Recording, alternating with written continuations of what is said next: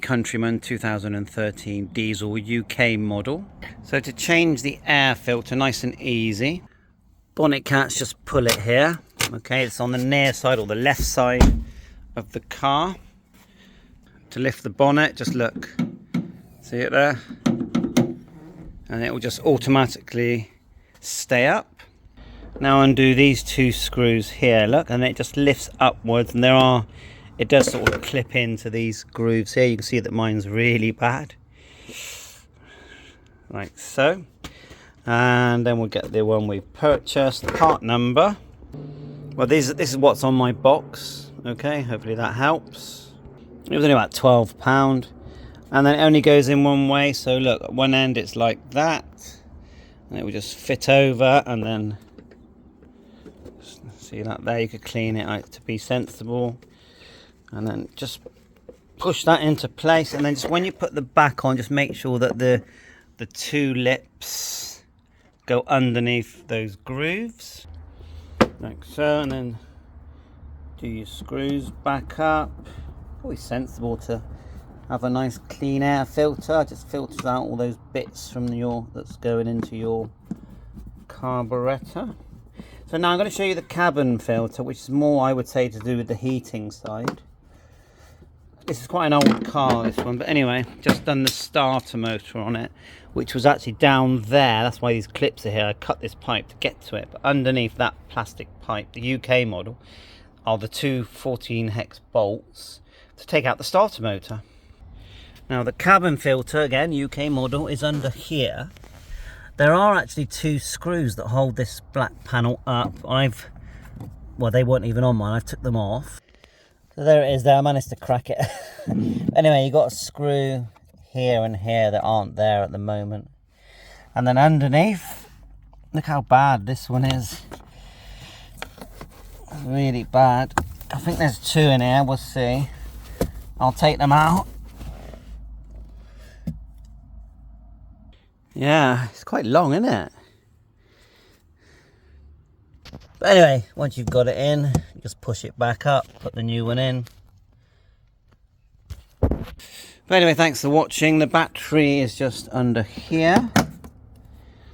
And you have to remove this piece here, see this, to change the battery. But it looks complicated, but it's not that bad. You've got a plastic bolt here, here.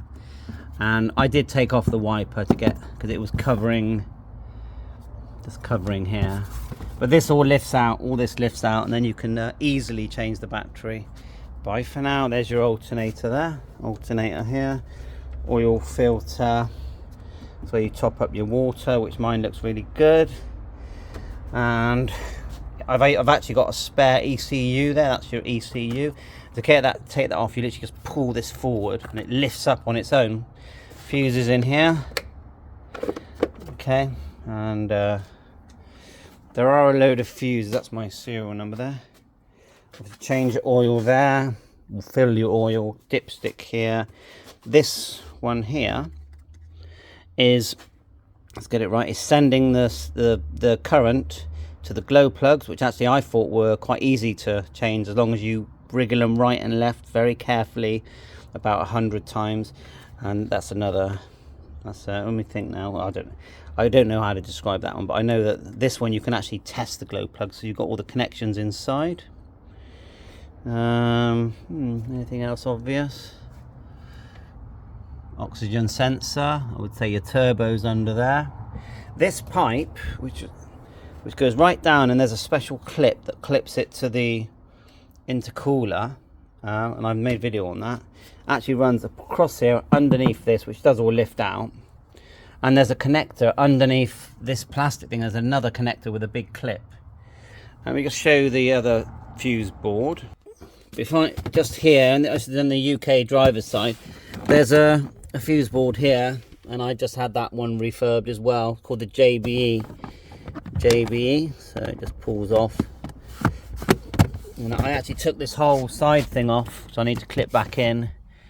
Because I was trying to fault find, because it had the no crank issue, which ended up being just a broken starter, literally a cracked starter, because it was moving as it was starting. But now it's sounding great. Managed to get a spare key made as well when I was getting everything checked to see what was causing the no crank. See that? Sounds perfect. That was a used starter motor. I mean, I call it like a diesel tank because it's quite a powerful little bit of engine in there, and this thing is just solid to use. And this is the 4-door version. Bye for now. Got that nice mini dash. Bye for now.